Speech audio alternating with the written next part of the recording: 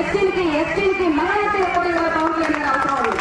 సొంత కులాన్ని నెత్తినెక్కించుకొని ముఖ్య కులాలను అనగదొక్కే ప్రభుత్వానికి ఇంత ధర్మగతం పాడేద్దాం.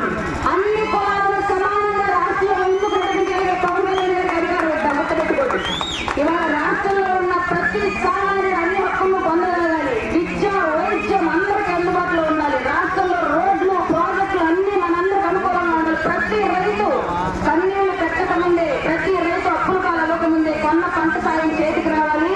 ఏదైనా తుఫాన్లు లాంటివి సంభవిస్తే ప్రతి ఒక్క రూపాయి ఆ రైతు ఏదో ఒక అఘాయిత్యానికి పాల్పడకముందే అతని జేబులో పడాలి. అట్లాంటి ప్రభుత్వాన్ని రాష్ట్రంలో స్థాపించాలంటే పవన్ కళ్యాణ్ గారి వల్ల మాత్రమే సాధ్యం. స్టీల్ ప్లాంట్ ప్రైవేటీకరణ విషయంలో పొత్తులో ఉన్నారని తెలిసినప్పటికీ కూడా మోడీ నిద్రించిన వ్యక్తి రేపొద్దున ఉమ్మడిగా ఒక పార్టీ తోటి ప్రభుత్వాన్ని స్థాపిస్తే అవతల వ్యక్తులు మిస్టేక్ చేస్తుంటే చూస్తూ ఊరుకుంటాడా? ఎదుర్చడా? మన కోసం నిలబడ్డా, మన కోసం ఇల్లు వదిలేసిన వ్యక్తి తన భయం పవన్ కళ్యాణ్ గారి చరిత్రలో ఉందా?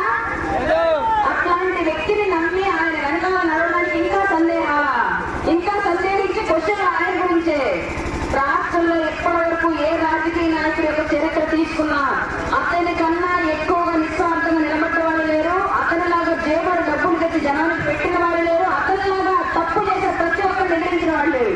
కాబట్టి మీకు ఎలాంటి సందేహాలు అక్కర్లేదు. మీరు ఏ కులం నుండి ఏ ప్రాంతంలో నుండి ఆంధ్ర రాష్ట్ర ఓటర్ కనుక అయితే రాబోయే రోజుల్లో 24లో జరిగే ఎలక్షన్ లో మీ ఓటు జనసేన టీడీపీ ఒక్కరు ఎస్సీకే పడాలి. ఎక్కడ చూసినా సరే ఎవరు మెజారిటీ ఎంత అంటే కనుక్కోలేని చెప్పుకోగలిగే ఉండాలి.